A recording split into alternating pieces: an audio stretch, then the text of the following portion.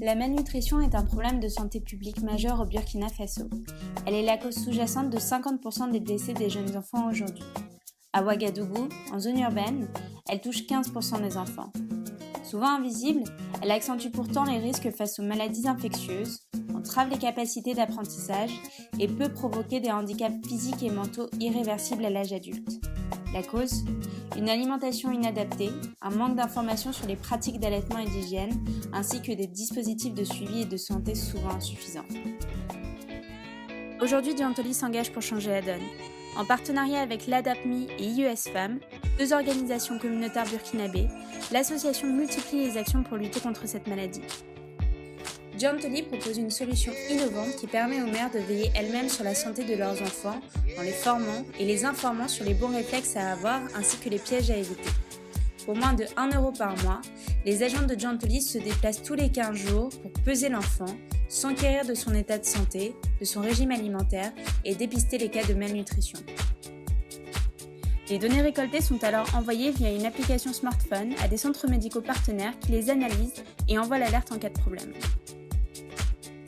L'approche de Diantoli en matière de nutrition repose sur 3 actions clés: l'information, la formation et le suivi personnalisé. Chaque jour, des agents de promotion sillonnent les zones non loties des banlieues de Ouagadougou pour aller à la rencontre des mères et de leurs enfants. Leur objectif ? Renseigner ces mères sur les dangers liés à la malnutrition et leur parler du service proposé par Diantoli. L'association regroupe les femmes abonnées dans des réunions d'information nommées causeries éducatives chaque semaine. Les mères sont alors libres d'échanger avec les agents de Diantoli et des professionnels de la santé sur leurs difficultés quotidiennes concernant l'alimentation de leurs enfants.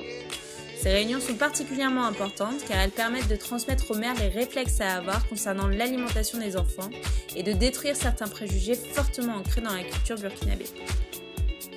Mais l'efficacité de l'approche réside aussi et surtout dans le suivi et l'accompagnement personnalisé des familles abonnées. Bien plus que simplement peser et s'assurer de la bonne santé des enfants, les agents établissent une véritable relation de confiance avec les mères. Celles-ci peuvent échanger et se faire rappeler les principes fondamentaux évoqués lors des causeries. C'est cette relation de fond qui permet la pérennisation des idées et le changement des pratiques. Pour les mères ressentant des blocages particuliers dans l'adoption de certaines pratiques nutritionnelles, des parcours d'accompagnement sont mis en place et les mères sont encouragées par les agents dans l'atteinte de leurs objectifs. La première causerie individualisée, elle a été très réticente. J'ai tout fait, j'ai passé au moins 30 minutes avec elle. Elle a refusé, elle a dit que même si la gendarmerie vient là, elle ne va pas accepter. Mais aujourd'hui, nous sommes à la deuxième causerie. Elle a décidé d'adopter. L'allaitement exclusif et le sérum. Les enfants, comment est-ce qu'il faut procéder? Il faut procéder réellement pour alimenter un enfant. Qu'on n'avait pas aussi l'expérience dans ce domaine-là. En 2016, 2000 familles ont bénéficié des actions de Diantoli en matière de nutrition à Ouagadougou.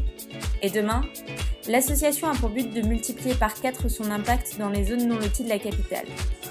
8000 personnes suivies par Diantoli, c'est 8000 personnes de plus prêtes à combattre la malnutrition et ses effets négatifs, tant pour les enfants que pour l'économie du pays.